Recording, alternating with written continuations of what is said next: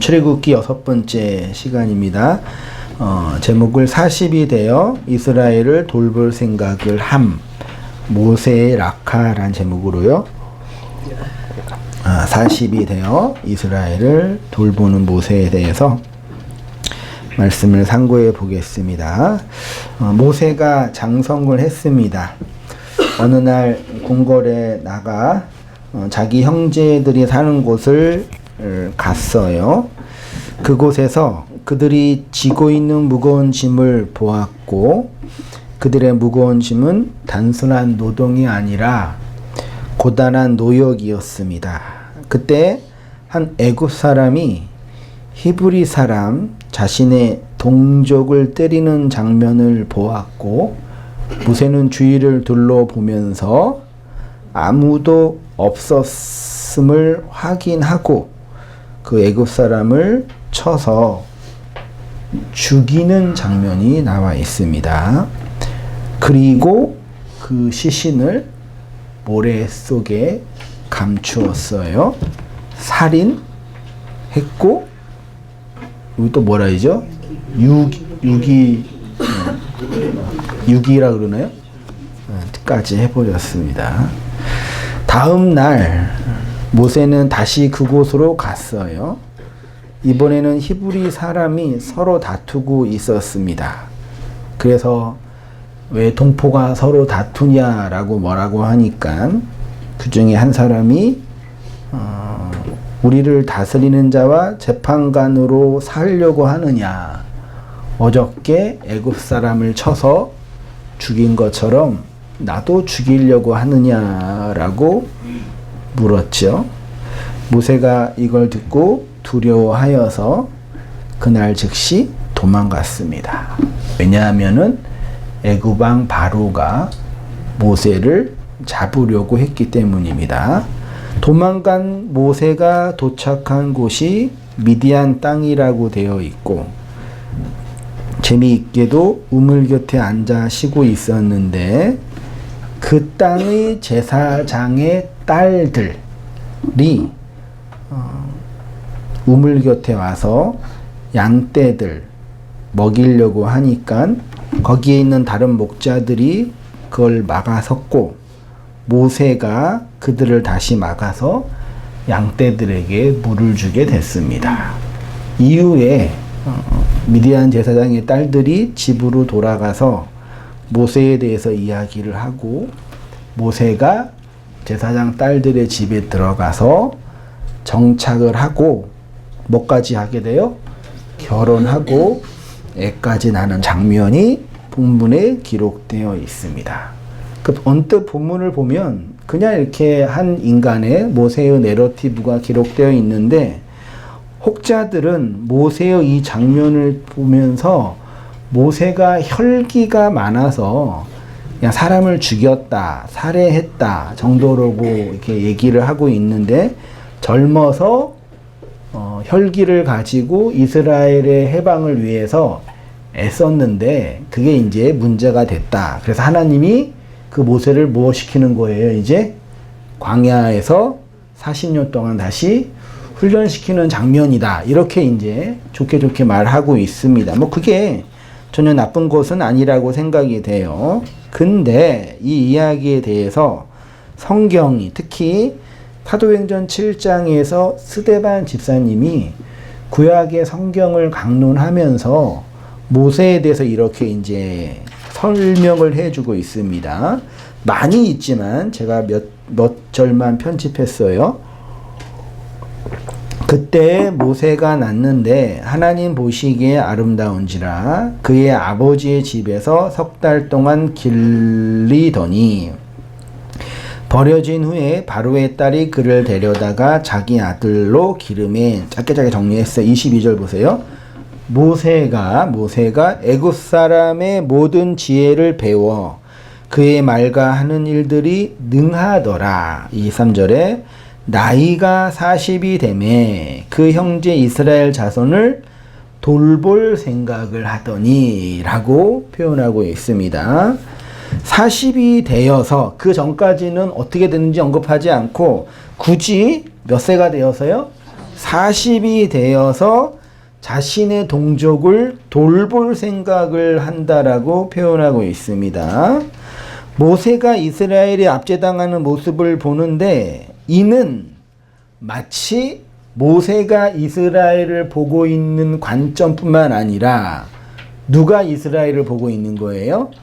하나님이 모세를 통해서 이스라엘을 보고 있는 어떤 관점을 표현하고 있어요. 하나님은 애굽에 있는 이스라엘의 고통을 보신다고 하셨고 그들의 고난을 살핀다고 하셨습니다. 여기에서 이스라엘이 졌던 무거운 짐이 히브리어로 세빌라라는 단어인데 1장 11절에 사용된 단어잖아요. 감독들을 그들 위에 세우고 그들에게 무거운 짐을 지워 괴롭게 하여 그들로 바로를 위하여 국고성 비돔과 라암셋을 건축하게 하였다 했을 때 무거운 짐이 요 세빌라라는 단어예요. 그래서 모세가 이스라엘 백성을 돕기 위해서 한 첫 번째 행동이 뭐예요? 살인이에요.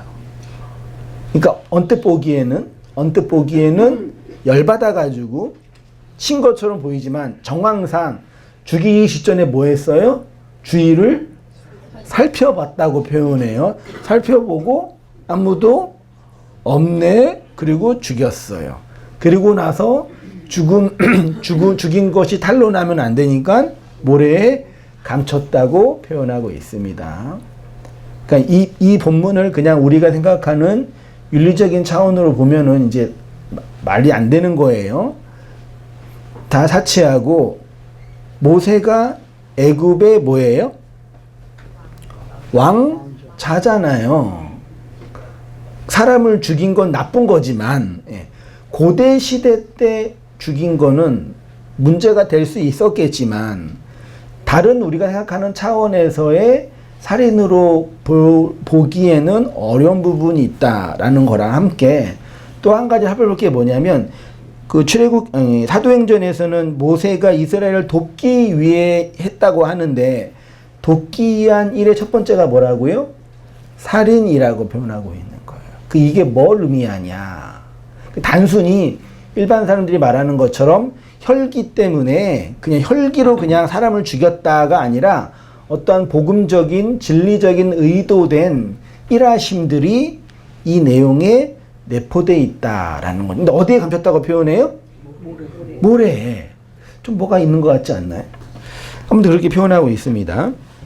이 부분에 대해서 히브리서 11장 24절이 이렇게 이제 정리하고 있죠. 11장 24절 보세요. 믿음으로 모세는 장성하여 바로의 공주의 아들이라 칭함을 받기를 거절하고 모세가 그랬나요? 그랬어요? 출애굽기에서 그런 얘기 있어요? 없어요? 없어요. 나중에 해석한 거예요. 25절 도리어 하나님의 백성과 함께 고난받기를 잠시 죄의 낙을 누리는 것보다 더 좋아하고 그냥 혈기로 사람을 죽였다가 표현하는데 출애굽기 기자는 모세는 지금 하나님의 백성을 위하여 뭐 받는 거예요? 고난받는 거라고 표현하고 있어요. 그건 마치 죄의 낙을 누리는 것보다 더 중요한 거다라고 말하고 있습니다. 26절에 더불어서 그리스도를 위하여 받는 수모를 애굽의 모든 부하보다 더 큰 재물로 여겼으니 이는 상 주심을 바라봤다. 그러니까 물론 이 히브리서 기자는 결론적으로 모세의 생애에 대해서 말하고 있는데 이러한 모세의 생애를 살펴볼 만한 출애굽기의 내용이 있어요, 없어요? 신약에서 모세는 이렇게 믿음으로 산 사람이에요.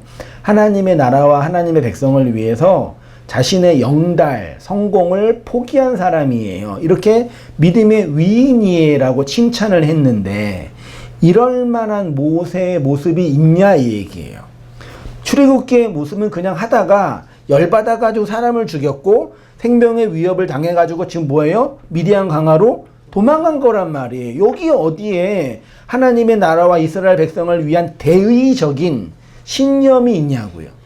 있어요, 없어요? 출애굽기에는 없단 말이에요. 근데 히브리서는 이 모세는 믿음으로 하나님의 나라를 위하여 살았다라고 좋게 평가한단 말이에요. 우리는 그동안 그냥 모세, 아브라함 뭐 이런 성경에 나오는 인물들을 보면서 마치 어떻게 인식했어요? 성경에 뭐라 그래요? 위인이라고 인식해가지고 믿음으로 이렇게 살았던 사람이다 라고 좋게 평가하잖아. 소위 말해서 뭐 믿음의 영웅들. 한동안 유행한 책자 중에 히브리서 말씀을 근거로 믿음의 영웅들 해가지고 이렇게 아브라함부터 시작해서 이런 사람들이 우리가 본받아야 할 어떤 믿음의 어떤 사람들이라고 평가했는데 히브리서는 그렇게 말하고 있는데 출애굽기의 내용을 보면은 믿음의 영웅이 될 만한 우리가 본받을 만한 위인적인 모습이 있어요, 없어요? 솔직히 모세가 태어나서 자기의 의지와 뜻과 상관없이 그냥 어떻게 된 거예요? 엄마한테 버려진 게 아니라 이렇게 해가지고 그냥 애굽의 왕자로 들어가게 되고 애굽의 모든 문물을 배웠단 얘기죠. 그렇게 하다가 이제 나는 히브리인이니까 나가서 이스라엘의 구원을 위해서 살아야 돼. 그러고 나간 거예요. 살펴보니까 그런 정황이 있어요, 없어요? 그냥 그렇게 있다라고 평가를 하는 거죠. 근데 히브리서 기자는 이 모세의 이러한 행동을 믿음의 행동이라고 평가하고 있는 거예요. 사람을 죽인 게, 시체를 유기한 게 뭐예요? 믿음의 평가라고. 그러니까 우리가 생각하는 그런 얘기가 아니라 이 안에 숨겨져 있는 어떤 복음적인 진리가 내포되어 있어야만 되겠죠. 그런 측면에서 본다면. 아무튼 히브리서는 모세가 믿음으로 이러했다라고 표현해요. 그래서 한 것이 사람을 죽였다 했죠. 저는 지금 한글로 모세가 사람을 죽였다, 살해했다, 그리고 시체를 유기했다. 이건 어떤 표현이에요?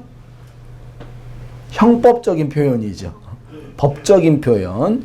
근데 히브리어로 사람을 죽인 것, 출애굽기 2장 12절에 자구를 살펴 사람이 없음을 보고 애굽 사람을 뭐예요? 쳐 죽여 모래 속에 감춘이 되어 있네요. 쳐 죽여가 히브리어로 뭐라고요? 라카라는 단어예요. 그냥 기본적인 뜻이 그냥 때리다, 치다, 죽이다 뭐 이렇게 사용된 단어입니다. 그리고 어디에요? 모래에 타만 숨겨놨다라고 표현하고 있습니다.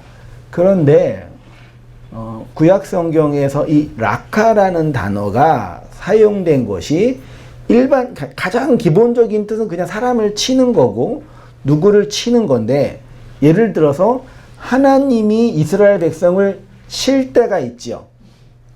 이스라엘 백성이 어떤 죄를 범해서 하나님이 이스라엘 백성을 쳐서 어디로 보냈어요? 바벨론 포로로 보냈죠. 그때도 하나님 뭐 한다 그래요? 친다라고 표현해요. 그때 사용된 단어가 이 라카라는 단어예요. 그럼 이 라카는 단순히 우리가 법적에서 말하는 것처럼 사람을 살인하다 이런 측면을 표현하는 단어가 아니라 하나님이 어떤 의도된, 다시 말해서 당신의 구원을 위해서 행하는 어떤 일들을 표현할 때 사용된 단어가 라카라는 단어예요. 구약 성경에 관주 성경을 찾아보면은 이 라카라는 단어가 사용된 곳이 수백 개가 있지만 그걸 다 일일이 살펴보면서 공부를 하면 좋겠지만 그럴 수는 없고, 중요하게 사용된 것이 출애굽기에 하나님이 애굽을 뭐 했어요? 사랑했어요? 애굽을 뭐 했어요? 하나님이 치셨잖아요. 하나님이 치셨잖아요. 그때 사용된 단어가 뭐겠어요? 라카이겠죠. 쳤는데 구체적으로 어떻게 치셨어요? 무슨 재앙으로? 10가지 재앙으로 애굽을 쳤지요. 그때 10가지 재앙으로 쳤대. 피, 개구리, 이, 파리, 껍질, 우박, 메뚜기, 피개, 입학 등 하다가 마지막에 장자까지 흑암 있잖아요. 10가지 재앙. 예. 그 재앙을 이스라엘한테 이렇게 보낼 때 히브리 성경은 하나님이 뭐 했다고 표현한다고요? 락하했다고 표현해요. 그러니까 모세가 애굽인을 락하한 것처럼 하나님이 애굽을 락하했다라고 한다면 모세가 애굽인을 살해한 것은 우리가 생각하는 것처럼 사람을 죽인 형법적인 잘못을 한 것이 아니라 했는데 그런 의미가 있는 것이 아니라 하나님이 구원을 위해서 행하시는 어떤 일들을 표현하고 있는 것이 아닐까라고 추론하면서 본문을 들어가야 되는 거예요. 그렇지 않고 그냥 모세가 애굽인을 쳐 죽였다고 하면은 흔히 말하는 것처럼 모세가 혈기를 가지고 인간적인 욕망을 가지고 이스라엘의 구원을 위해서 인간적으로 했는데 그게 실패해서 다시 광야로 보내어 그를 뭐 하는 거예요? 훈련시켜서 성숙하게 만들어서 다시 보냈다 했잖아요. 성숙한 모세가 다시 이스라엘을 구원하면서 성숙한 모습이 보였어요? 안 보였어요? 따라오니까 뭐라 그래요? 나 안 해, 때려쳐, 그러고. 열받으니까 돌 치고 그냥. 에? 그랬잖아요. 그러니까 그런 성숙함을 말하는 게 아니라 복음적인 내용을 설명하는 방식이라는 얘기죠. 그러니까 우리가 성경에 있는 그런 내러티브를 보면서 그런 위인적인 어떤 이야기나 우리가 본받아야 할 어떤 영웅적인 사건으로 보면은 큰일 나는 거예요. 지금 내 안에서 하나님이 일하시고 있는 방식으로 해석해내는 그런 인식이 필요한 거죠. 그래서 라카라는 단어가 하나님이 당신의 백성을 구원하실 때 하나님의 대적들을 향해서 어떤 일을 행할 때 사용된 단어고 구약에 많이 있지만 출애굽기에 대표적으로 10가지 재앙을 주실 때 이 애굽을 뭐 한다고 표현해요? 락하한다고 표현하는 거예요. 대표적인 게 출애굽기 7장 17절에 여호와가 이스라엘에게 이르노니 내가 이로 인하여 나를 여호와인 줄 알리라 하셨느니라. 볼지어다 내가 내 손의 지팡이로 하수를 뭐하면 여기가 락하예요. 애굽인을 칠 때 락하예요.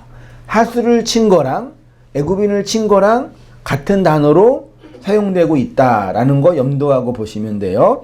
이렇게 시작해가지고 이제 쭉 나오는 겁니다. 8장 17절에 그들이 그대로 행할세 아론이 지팡이를 잡고 손을 들어 땅에 티끌을 뭐예요? 치니까 이가 나오게 됐다. 10가지 재앙에 대표적인 게 출애굽기 12장 12절 내가 그 밤에 애굽 땅에 두루 다니며 사람과 짐승을 물어나고 애굽 나라 가운데 처음 난 것을 다 치고 락하하고 애굽의 모든 신에게 벌을 내리라. 나는 여호와라. 내가 애굽 땅을 칠 때에 그 피가 너희의 거하는 집에 있어서 너희를 위하여 표적이 될지라. 내가 피를 볼 때 너희를 넘어가리니 재앙이 너희에게 내려 멸하지 아니하리라. 밤중에 여호와께서 애굽 땅에서 모든 처음 난 것 곧 위에 앉은 바로의 장자로부터 옥에 갇힌 사람의 장자까지와 생축에 처음 난 것을 다 치매. 그러니까 10가지 재앙을 보내는 것을 하나님이 뭐라 그런다고요? 락하라고 하는 거고 모세가 그 일을 이스라엘 백성을 위해서 행했다라고 표현하는 거예요. 시편에도 여호와여 일어나소서 나의 하나님이여 나를 구원하소서 주께서 나의 모든 원수의 뺨을 락하 치시며 시인이 하나님이 나를 구원하세요 라고 말할 때 그 구원의 구체적인 행동이 뭐예요? 하나님이 원수를 치는 거예요. 호세아서도 오라 우리가 여호와께로 돌아가자 여호와께서 우리를 찢으셨으나 도로 낫게 하실 거예요. 우리를 뭐예요? 치셨으나 싸매어 주신다. 1차적으로 락하는 하나님이 하나님의 백성을 구원하실 때 행하시는 일이에요. 그걸 락하, 친다라고 표현합니다. 단순히 사람을 살해하거나 죽이는 게 아니죠. 그러니까 모세가 이스라엘을 괴롭히는 애굽인을 락하하였다라는 것에는 혈기가 왕성한 모세의 인간적인 행동이 아니라 누구의 일하심이라고요? 하나님이 이제 이렇게 당신의 백성을 구원하실 거라는 것을 암시하고 내포하고 있는 하나님의 행하심이라는 단어입니다.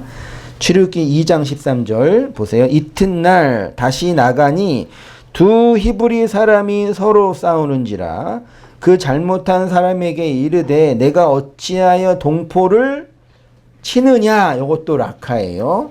그가 이르되 누가 너를 우리를 다스리는 자와 재판관으로 삼았느냐. 내가 애굽 사람을 죽인 것처럼 나도 죽이려느냐. 모세가 두려워하여 이르되 이리 탈로 났도다. 하나님의 말씀이 율법을 치니까 그 안에 있는 것이 뭐한 거예요? 폭로되고 드러난 사건이에요. 그래서 간 곳이 어디예요? 미디안 광야고 그곳에서 누구를 만나요? 여자를 만나요. 딸이라고 되어 있는데 여자예요. 몇 명의 여자요? 7 여자를 만나고 7 여자는 누구의 딸이에요? 제사장 르우엘, 하나님의 친구의 딸 7을 만나요. 원래 그 십보라의 아버지 제사장 르우엘의 원래 이름이 뭐예요? 르우엘이 아니라 뭐예요? 원래 이드로잖아요. 근데 여기에서는 르우엘로 표현하고 있어. 나중에 나와 있는데 여기에서는 굳이 표현하고 있는 거예요.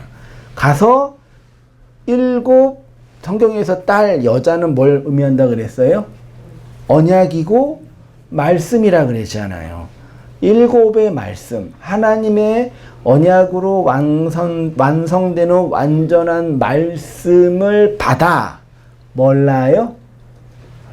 아들을 낳았잖아요. 그 이야기가 연결되고 있습니다. 3페이지입니다. 이 일을 이렇게 설명합니다. 모세가 행한 일, 즉 애굽인을 락한 것은 압제당하는 이스라엘을 풀어주기 위한 행위였는데 오히려 이스라엘은 모세의 그 행위가 무엇인지 알지 못해서 이렇게 표현하고 있습니다. 사도행전 7장 24절 이어서 스데반 이렇게 설명합니다. 한 사람이 원통한 일을 당함을 보고 보호하여 압제받는 자를 위하여 원수를 갚아 애굽 사람을 쳐 죽이니, 본문에서는 뭘 당한다고요? 원통한 일. 성경에서 원통한 일은 뭐 때문에 당하는 거예요? 성경이 어떤 한 인간이 원통한 일을 당했다라고 할 때 그 원통함은 무엇 때문에 당하는 거예요? 예수님도 원통한 일을 당하는 사람의 원한을 풀어주셨잖아요. 그 원통한 일은 어떤 원통함이에요? 이 땅에서 우리가 살면서 당하는 인간적인 원통함을 풀어주세요. 우리가 인생이 이 세상에 살면서 원통함을 당했는데 그 원통함의 복음적인 원통함은 뭐예요? 애통하는 자는 복이 있나니 천국이 저희 것이라 그랬잖아요. 하나님 그 애통을 풀어준다 그랬잖아요. 그럼 그 애통은 무엇에 대한 애통이에요? 그 죄죠. 근데 그 죄가 구체적으로 드러나게 하는 방식이 뭐예요? 그렇죠. 율법 안에서 죄가 들통나는 현실에 대한 원통함을 모든 인생이 가지고 있단 말이에요. 그렇죠? 하나님은 그 원통함을 뭐 한대요? 풀어주신대요. 근데 여전히 율법 아래에 있는 인생을 그렇게 풀어주시는 하나님을 알아요? 못 알아요? 못 알아먹잖아요. 그 성경이 그걸 뭐 한다고 표현해요? 깨닫지 못한다라고 표현하는 거예요. 모세가 앞에서 이러한 저러한 일을 한 것은 하나님의 진리가 율법 안에 있는 자들을 풀어주는 하나님의 사건을 말하고 있는데 그 일을 하려고 가니 그들을 못 알아먹은 사람이 선포하고 얘기하고 있는 거예요. 그래서 이렇게 표현합니다. 한 사람이 원통한 임을 당함을 보고 보호하여 압제받는 자를 위하여 원수를 갚아 애굽 사람을 쳐 죽이니라. 25절 이는 그의 형제들이 하나님께서 자기의 손을 통하여 구원해 주시는 것을 깨달으라고 생각하였으나 그들이 뭐한대요? 깨닫지 못하였더라.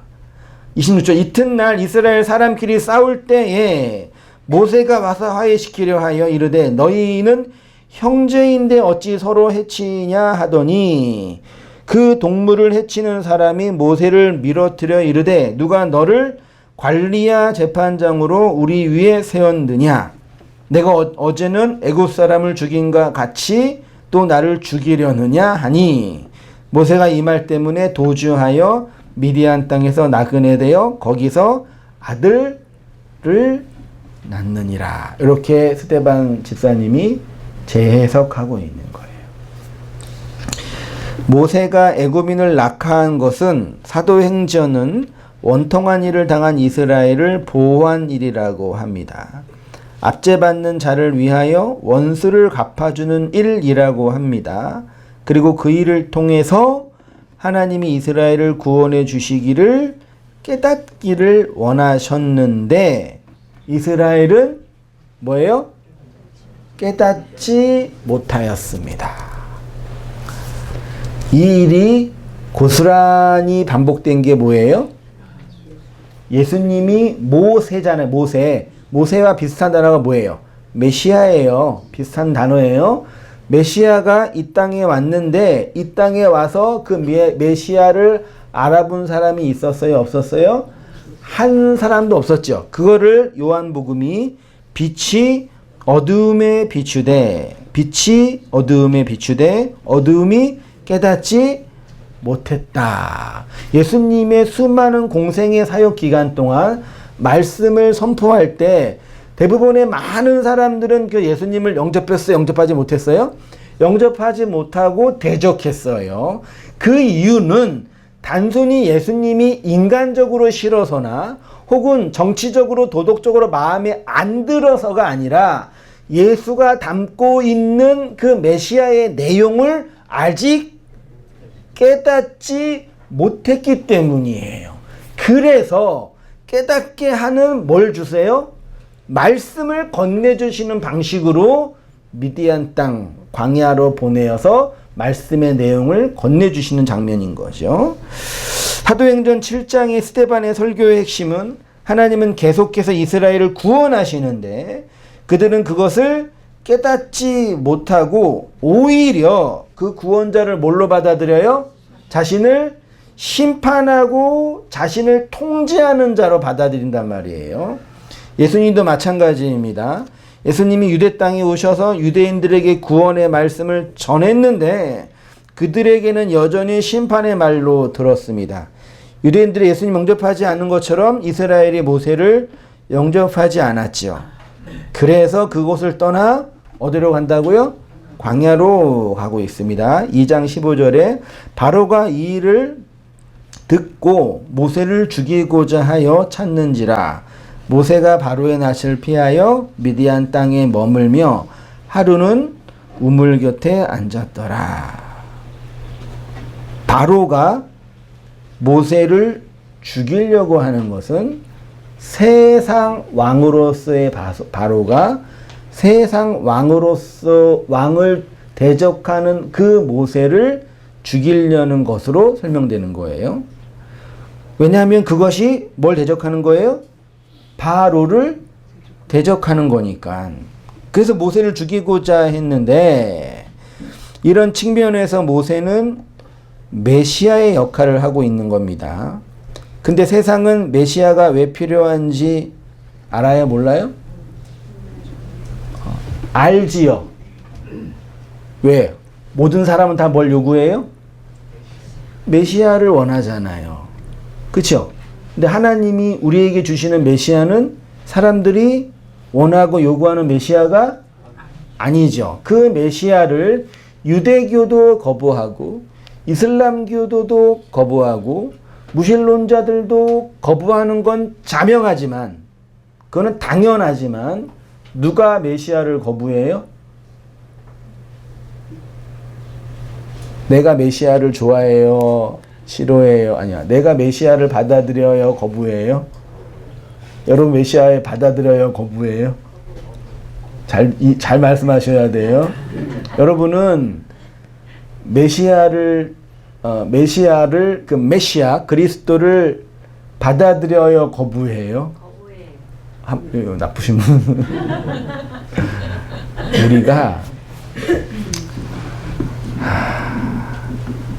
메시아를요, 제 개인적인 경험만, 여러분은 저보다 신앙이 좋으시니까 말할 필요도 없겠지만, 제 개인을 이렇게 저의 신앙생활과 모습을 보면서 이렇게 살펴보지만, 내가 바라고 원하는 그 예수, 그 메시아는 성경이 그 속뜻으로 말하는 그 메시아가 어떻게 알아요, 여러분들? 전 기도할 때마다 느껴요. 내가 바랬던 그 메시아는 이런 메시아인데 하나님이 나에게 원하고 다가오시는 메시아는 이런 메시아가 아니라는 걸 역사와 인생에 살면서 기도 속에서 하나님을 찾을 때마다 자각하게 되는 것 같아요. 저는요. 여러분, 제가 어쨌든 믿음으로 살아가고자 하고 그 일을 위해서 이 세상의 세속적인 직업도 포기하고 신학도 해서 나는 이 길로 가겠다라고 이게 다짐하고 온 사람이 저잖아요. 제가 가장 바라는 게 뭐겠어요? 제가 가장 바라는 게 뭐겠어요?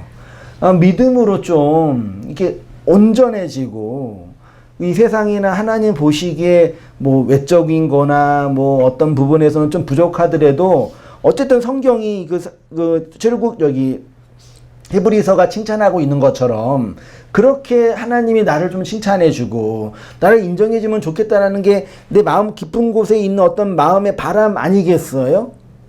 그렇죠? 아니에요. 인간 욕심 없다고 말할 수는 없지만 근데 그게 있음에도 불구하고 나는 여전히 내가 바라고 내가 기대하는 그 어떤 메시아를 꿈꿔요, 안 꿈꿔요? 여러분이 저를 말하면 어떻게 아시냐고요. 여러분이 그러시는 거죠.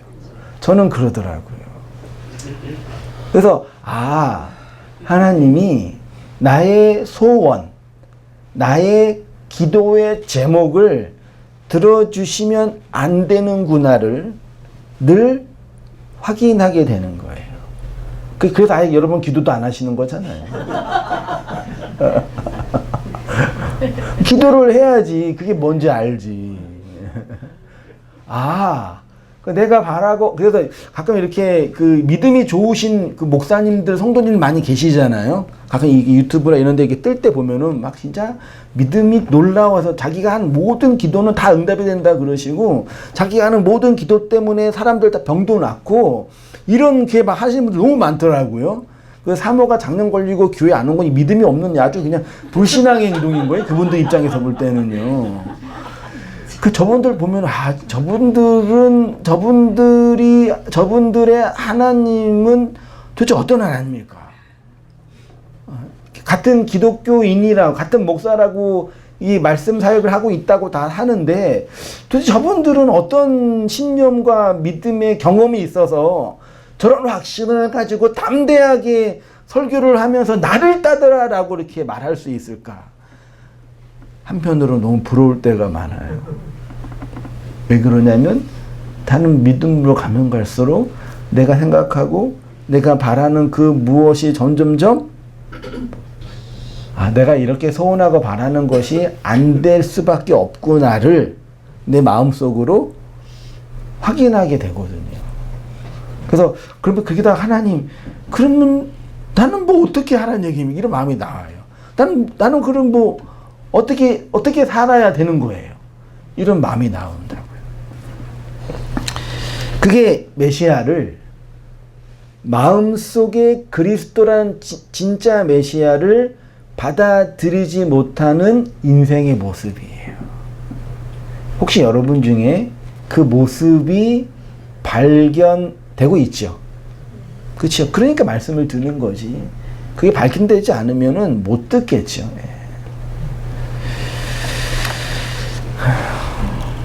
메시아 역할을 하고 있는 거예요. 쭉 하다가 스데반이 이런 얘기합니다. 사도행전 7장 51절 이하 보세요. 목이 곧고 마음과 귀에 할례를 받지 못한 사람들아, 물론 유대인들을 향해서 말하는 거예요. 너희도 너희 조상과 같이 항상 뭐 한대요? 구약의 백성이 성령을 받았어요, 안 받았어요? 구속사적으로 헷갈리죠? 성령이 언제 오셨어요? 오순절날 왔잖아요. 그 오순절 이전까지 구약의 성도들은 성령을 받았어요, 안 받았어요? 그러니까 구속사적인 관점에서 오순절날 임한 그 성령의 시간적인 차원으로는 못 받았지만 성령을 받아야지만 구원받잖아요. 겉의 뜻이 아니라 속의 뜻을 깨달아야지만 구원받잖아요. 그럼 구약의 백성들이 성령을 받아야만 되길 거 아니에요. 구원을 받으려면요. 근데 지금 스데반 집사는 너희 조상과 같이 항상 성령을 거스리는도다. 너희 조상이 선지자들 중에 누구를 박해하지 아니하였느냐? 의인이 오시리라 예고한 자들을 그들이 죽였고 이제 너희는 그 의인을 잡아준 자여 살인한 자가 되나니 너희는 천사가 전한 율법을 받고도 지키지 아니하였도다. 그들이 이 말을 듣고 마음에 찔려. 그래서 스데반을 돌로 쳐 죽이잖아요. 그러니까 이스라엘 백성이 스데반의 설교를 통해서 확인할 수 있는 거는 자신들이 하나님의 말씀, 메시아를 받아들였어요? 안 받아들였어요? 못 받아들였죠. 깨닫지 못했죠. 그래서 스데반을 죽인 거잖아요. 그 모습이 그대로 나타나고 있다는 얘기인 거죠. 그래서 모세가 어디로 가요? 미디안 땅으로 가게 되는, 하나님 인도하심이겠지만 거기에서 이렇게 말합니다. 출애굽기 2장 15절에 바로가 그 일을 듣고 모세를 죽이고자 하여 찾는지라 모세가 바로의 낯을 피하여 미디안 땅에 머물며 하루는 우물 곁에 앉았더라. 4페이지. 미디안 제사장에게 7달이 있더니 그들이 와서 물을 길어 구유에 채우고 그들의 아버지의 양떼에게 먹이려 하는데 목자들이 와서 그들을 쫓는지라 모세가 일어나 그들을 도와 그 양떼에게 먹이니라. 성경이 이상하게 재미있게도 어디에서 모세와 여자들을 만나게 해요? 우물이요. 특히 구약 성경에서 우물은 뭐 하는 곳이에요? 남자와 여자가 만나는 곳이 어디예요? 그게 우물이에요. 우물에는 뭐가 있어요? 물이 있죠. 물을 건네주면서 서로가 교제하는 장면이 많이 나오고 거기에서 이제 눈이 맞아가지고 결혼도 하게 되죠. 이삭도 그랬고 아브라함도 그랬고 야곱도 그러하였고 예수님도 어디에서요? 수가성 여인을 어디에서 만났어요? 우물에서 만나서 말씀을 주고받으면서 남편이 5이 있지만 네 앞에 있는 나도 너의 남편이 안 된다라고 말하면서 그 우물이 그리스도를 만나는 그 진리의 장소로 설명되고 있는 거예요. 많이 있지만 창세기 16절 14절에 이러므로 그 샘을 부엘라 헤로이라 불렀으며 그것이 가데스와 베레 사이에 있더라. 요한복음 4장 6절에는 수가성 여인을 만나는 장면이 있습니다. 성경, 특히 구약성경 창세기에서 등장하는 우물 중에 아주 중요한 우물이 뭐라고요? 부엘, 베르에, 베에르, 이게 구덩이, 물 뭐 그런 거고, 쉐바 뭐예요? 7 맹세예요. 그 베르쉐바 7 맹세. 그러니까 7 우물이죠. 쉐바는 7이죠. 7은 뭐예요? 맹세죠. 맹세는 뭐예요? 먹이는 거죠. 먹는 거죠. 그리고 말씀인 거죠. 그 7이고 우물이 뭐예요? 물이 있잖아요. 구덩이에 물이 찬 거. 그게 우물이잖아요. 그러니까 7 우물은 7 말씀, 7 언약이에요. 하나님의 모든 말씀이 우리에게 영으로 성령으로 임하기 위해서는 그 말씀이 뭘로 완성이 돼야 돼요? 7 안식으로 완성이 돼야지 그게 마음의 말씀이 되는 거예요. 그렇지 않고 언약의 말씀이 안 되면 7이 안 되면 어디 말씀이 돼요? 밖의 말씀이 돼요. 그게 10가지 재앙으로 주어진 말씀이란 얘기예요. 그러니까 하나님이 한 인생에게 말씀을 주실 때는 반드시 밖의 말씀으로 주시는데 그 밖의 말씀은 반드시 뭘로 받아들여요? 반드시라 그러면 좀 슬프지만 재앙의 말씀으로 받아들인다면 그래서 살인의 말씀이 되는 거예요. 겉의 말씀이 그게 락하의 말씀이란 얘기예요. 그러니까 하나님이 우리에게 말씀을 건네주실 때 하나님으로 오실 때 우리를 뭐하는 하나님으로? 치시는 하나님으로 우리의 10가지 재앙으로 치셔서 마지막 장자의 죽음으로 완전히 죽은 자로 세우는 말씀으로 다가올 때 우리 안에 그 말씀이 뭘로 완성이 돼요? 7의 언약, 안식으로 그 창조의 7이잖아요. 안식으로 완성이 되어서 성령의 말씀, 속의 말씀이 된다라고 말씀하시는 거예요. 성경을 통해서 이렇게 일하시는 하나님의 일하심들을 발견하지 못하니까 모세를 고작해야 믿음의 영웅이고 이 땅에서 내가 인간적으로, 내적으로, 감정적으로, 의지적으로 성공할 수 있게 바라볼 수 있는 어떤 표상과 목표의 대상으로 보면 쫓아가고 있는 거란 말이에요. 그게 오늘날 이 개신교라고 하는 성도들이라고 하는 교회라고 하는 목사라고 하는 사람들의 모습의 현실이란 얘기예요.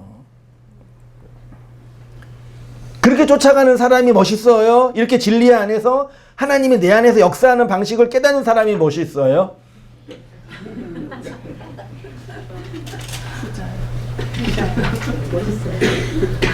네?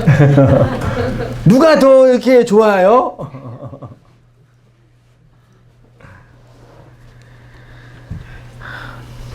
외적으로 말씀을 통해서 자기를 잘 포장해서 인격적으로 성화되는 사람처럼 보이고 외적으로 능력 있는 사람처럼 보여도 겉으로 볼 때는 어떻게 보여요? 멋있습니다. 그래서 성공한 목사처럼 보여요. 그게 뭐 어쩌라고요? 그게 뭐 어쩌라고요? 그런 거예요. 뭐 그게 나쁘다, 좋다 말할 필요 없어요. 근데 나쁜 건 뭐냐면 하나님의 말씀을 자기 밖에 있는 것으로 이용해 먹어서 성공한 게 슬픈 거예요. 그래서 이 땅에서 반드시 드러날 때도 있고 나도 속고 너도 속고 하나님도 속인 것처럼 느껴져서 죽을 때까지 모르는 분도 계실 수도 있지만 마찬가지예요. 지지난주에는 어떤 목사님이 제가 그러니까 그분 설교가 워낙 깊이가 있고 많이 권해하는 분인데 어떤 목사님이 이제 은퇴를 하시면서 교회에게 내가 은퇴를 하려면 40억은 주셔야죠. 교회를 나가려면 뭐 다 사연이 있지만 그래서 좀 이렇게 마음이 좀 아유 그러셨구나 또 한 분이 있고 또 한 분은 별로 아는 목사님이 아닌데 제가 이게 목사의 세계는 알고는 있잖아요. 웬만한 이렇게 규모가 있는 저처럼 조그만 개척교회 목사는 안 그러고 규모가 있는 큰 교회 목사는 기본적으로 어떤 마인드로 교회를 운영해야 돼요? 모르시죠? 여러분 목사 아니시니까. CEO의 마인드로 교회를 운영해야지 교회가 돼요. 안 그러면은 성도들이 어떻게 해요? 떠나가요. 고객이고 이게 대당 얼마씩 가격이 있는 분들이라 이분들이 떠나가면 교회 운영이 안 되니까 교회의 최고 리더, CEO인, 예를 들어서 한 1000명 모이는 교회 그 담임 목사면 말씀을 전하는 어떤 교사 역할도 하지만 교회를 운영하는 뭐예요? CEO잖아요. 교회를 그렇게 주는 되면은요, 말씀을 잘 전하는 것은 둘째 치고 뭘 잘해야 돼요? 운영을 잘해야 돼요. 관리를. 근데 그 관리를 잘하기 위해서는 누구를 달달 볶아야 돼. 요즘에 이재명 대통령이 누구를 달달 볶아요? 장로가 아니라 장관들 달달 볶고 밑에 있는 직을 달달 볶으잖아요. 그러니까 좀 이렇게 사람들이 좀 나아지는 거잖아요. 그게 CEO의 마인드잖아요. 그렇죠? 그러면 한 사람의 목사가 1000명이라는 교회를 잘 운영하려면은 하나님을 잘 의지하는 건 말도 안 되는 거고, 뭘 잘 이렇게 운영해야 돼요. 그 성도들을 잘 관리하는 누구요? 장로님들은 명예직이고, 그 이사님들은 존중해야 되고, 돈 내는 분들이 그건 잘해야 되고, 누구를 잘 이렇게 관리해야 돼요? 부교역자, 부목사들을 잘 관리해야 되잖아요. 한 교구의 부목사의 담당이 한 100명이 있다고 쳐요. 매주 이게 출석 거 하잖아요. 근데 100명인데 90명이 됐어. 그럼 어떻게 되겠어요? 아유, 한 목사님 사역을 어떻게 했길래 10명이 떠났어요. 잘 좀 하세요. 그러겠어요? 모르시지, 여러분이요. 어떻게 하겠어요? 조인트 까고 이거는 여러분 기본이에요. 물론 안 그런 데는 별로 성장이 안 돼요. 아, 진짜예요. 그쵸? 성도 떠나면은 너 죽을래? 당장 채워놔. 이렇게 한단 말이에요, 진짜예요. 그래서 부목사 가가지고 성도님 가면 안 돼요. 나 죽어요. 그렇죠? 그 부목사님들은 기본적으로 친절할 수밖에 없는 거예요. 잘해야 되니까. 관리 못하면 잘리니까. 여러분 회사 영업하시는 분 아시죠? 똑같단 말이에요. 그러니까 설교 시간에는 성도들한테는 좋은 얘기하고 하나님 믿으면 복되는 얘기해도 그 안에 있는 이 인원을 관리하는 그 일하는 사람들한테 어떻게 해요? 그냥 그 회사 사장이 직원한테 하는 정도는 좋으신 목사님이고, 거기 담임 목사는 거의 왕국이거든, 솔직히요. 그러니까 조인트는 기본이고 뭐는 기본이. 그렇게 해야지 달달 볶아야지 성도들이 안 떠나니까. 그래야지 교회가 운영이 되니까요. 성공하면 그런 분이 되는 거예요. 성공하면 외적으로도. 실패하면 그냥 나가리는 일본 말인가? 그냥 그런 거고요. 그게 밖에 있는 하나님의 말씀을 쫓아간 모세를 믿음의 영웅으로 본받아서 쫓아가고자 했던 모든 기독교 문명이 만들어 놓은 한 형상 중에 하나예요.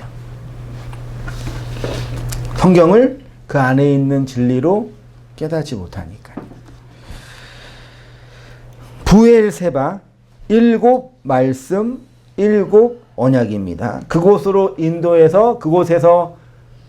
결혼하고 아들을 낳게 돼요.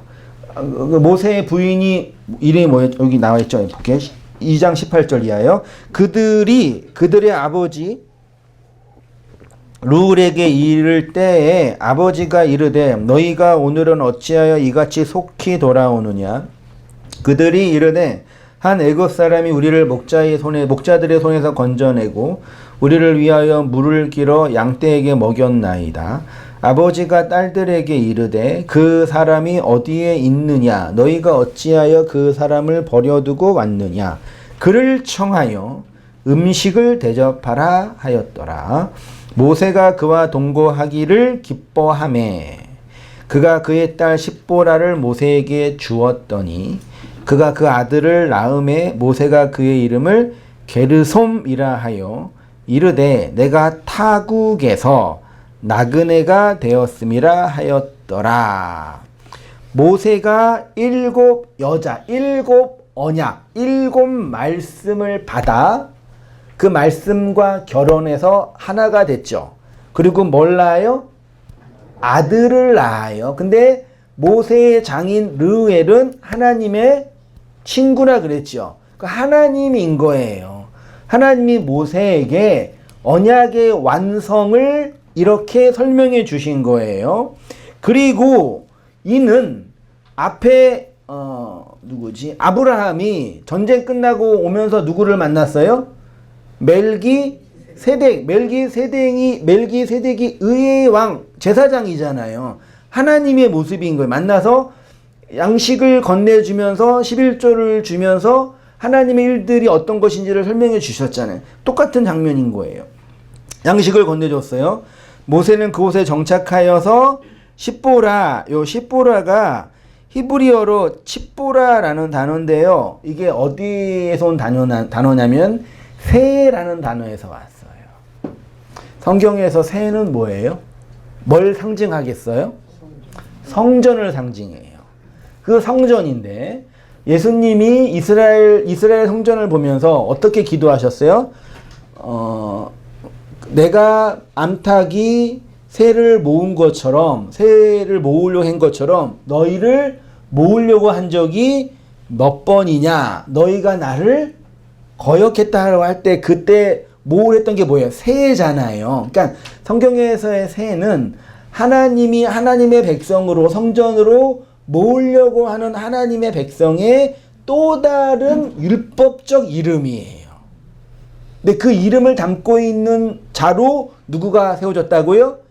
부인을 세웠다고요. 당연히 하나님이 메시아를 내포하고 있는 모세를 통해서 하나님의 백성을 언약으로 불러 모으는 것들에 대한 상징을 말하고 있는 결혼 이야기라는 얘기예요.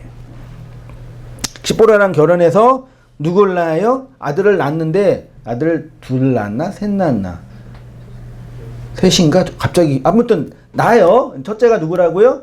본문에는 게르솜이라고 되어 있죠. 게르솜이 뜻이 이방에서 나그네 되었다 뭐 그런 뜻인데, 그래서 이제 어떻게 표현하냐면은 게르솜이라 이르되 내가 타국이죠. 타자가 노크리라는 단어인데 이게 외국을 뜻하는 단어라고 하고요. 그 다음에 국은 나라가 아니라 에레츠예요. 에레츠는 뭐예요? 그 땅이에요. 이방의 땅에서 뭐가 됐다? 나그네가 됐다라고 하는데, 여기에서 이제 그 이방을 뜻하는 그 노클이라는 단어가 네케르라는 단어에서 왔는데, 요게 재앙, 불행이라는 의미가 담겨져 있대요. 그러니까 하나님이 모세를 이방의 땅으로 세웠는데, 그거는 어떤 의미에서 언약이 실현되는 모습인데, 그렇죠? 그 모습을 자신은 뭘로 인식한다고요? 하나님의 재앙으로 인식한다라고 하는 거예요. 그래서 구약의 성도들이 나중에도 보겠지만 하나님의 인도하심과 하나님의 말씀을 받았을 때 하나님이 나를 뭐 했다라고 표현해요? 치셨다라고 표현하죠. 그래서 내가 재앙과 불행 속에 있다라고 표현해요. 그거는 단순히 우리가 인간적으로, 육체적으로, 외적으로 불행한 일을 당한 것을 설명하기 위한 것이 아니에요. 불행한 일을 당한 것을 모티브로, 상징으로 말씀 밖에 있는 불행, 객의 현실을 깨달으라고 주신 거란 말이에요. 이해되시나요? 그러니까 우리가 하나님을 믿고 진리 안에서 살아간다는 얘기는 내가 소원하고 내가 바라고 내가 꿈꾸는 그 무엇이 실현되는 쪽으로 가는 게 아니라, 그러니까 내가 인간적으로 바라는 것이 실현될 수도 있습니다만, 실현되지 않는 건 하나님의 사랑하지 않음과 하나님의 어떤 심판, 이게 아니라 원래부터 하나님이 의도적으로 그렇게 만들어 놓으신 거예요. 그렇죠. 근데 우리는 이 땅에 살고 있기 때문에 불행과 내가 의도했던 길로 가지 않는 것을 보면서 뭐예요? 절망하고 낭망하고 좌절하고 하나님의 사랑으로부터 멀어졌다고 느끼고 나는 하나님이 나를 사랑하지 않는다라고 절망하면서 낭망하잖아요. 왜 그래요? 그렇지 않게 하나님을 쫓아가는 사람들이 있다라고 보기 때문에. 그거는 뭐예요? 밖에 하나님을 만들어내서 쫓아가고 있는 어떤 사람의 모습이에요. 그러니까 여러분, 강남에서 쉬운 예를 들어볼게요. 내가 열심히 일하고 재테크 잘해가지고 돈을 많이 벌었어요. 하나님이 잘 인도해 주신 거예요? 내가 잘한 거예요? 운빨이 좋은 거예요? 운빨이에요? 그 부자들이 그런 고백을 해요. 소위 말해 부자, 자산가들이 어떻게 이렇게 자산가가 됐습니까? 대부분 어떻게 말하는지 아세요? 운이 좋았습니다. 저는 그 말 안 믿었거든요. 잘난 척한다 그랬거든요. 근데 실제로 어떤 자산이 들어오거나 할 때 물론 이제 운이 좋은 것도 자기가 잘 준비해야 되는 건 당연한 거고, 근데 이게 잘 맞아야지 이게 되는 거란 얘기죠. 그렇죠? 한국의 부동산 개발할 때 같이 개발한 데가 여기 어디죠? 판교랑 일산이잖아요. 그때 공시지가는 똑같아서 달랐어요. 똑같았었죠. 근데 한 30년 지나니까 몇 배가 돼요? 10배 돼요? 차이 나잖아요. 그때 이거를 판교 간 사람과 일산 간 사람이 이게 비교가 되잖아요. 직장이 뭐든 성격이 어떻든 어디에 그 분양을 받았냐에 따라서 누구는 자산 가치가 올라가고 누구는 그냥 뭐 거기도 좋지만, 예. 그렇지만 거기에 비해서 떨어지잖아요. 그건 하나님의 뜻과 인도하심이고 그거예요. 이해되시죠? 그러니까 기독교인들이 자기가 은혜를 받았다는 거, 뭐 돈이 많았던 거, 건강했다는 거, 이런 것들을 보면서 열심히 기도해가지고 하나님이 나에게 했다는 거는 그분은 그렇게 경험할 수 있어요. 그분은. 왜냐면 인간은 자기가 확신한 그것을 벗어나지 못하거든요. 자기가 본 그걸 벗어나지 못해. 그분은 그게 진심일 거예요. 예, 그분은 나쁜 분 아니에요. 근데 하나님은 그렇게 일하지 않으신다고요. 이 땅에서 우리가 번성하고 성공하는 거는 하나님이 의도하고 계획던 어떤 이런 차원이 아니라 이 땅의 인생 분상들이 만들어 놓은 불특정한 일들이 발생한 그 무엇이에요. 그것들을 잡을 때 된 거고 못 잡을 때 못하는 거죠. 이 오늘날 우리의 현실의 문제이고 정치의 문제이기도 하는 거죠. 이방 땅에서 나그네 된 것은 이렇게 하나님의 은혜의 언약을 담지하여 진리로 살아가는 그 모습을 담고 있는 내용이라는 얘기예요. 그래서 그렇게 하나님이 우리를 7의 언약과 말씀으로 먹이셔서 하나님의 아들, 양식, 언약을 낳는 자로 세워주실 것이라는 그 말씀이 오늘 본문에 담겨져 있는 거예요. 이 말씀들을 기억하시면서 그 은혜 안에서 살아가시는 성도님 되시기를 축원드립니다. 기도하겠습니다. 하나님 아버지,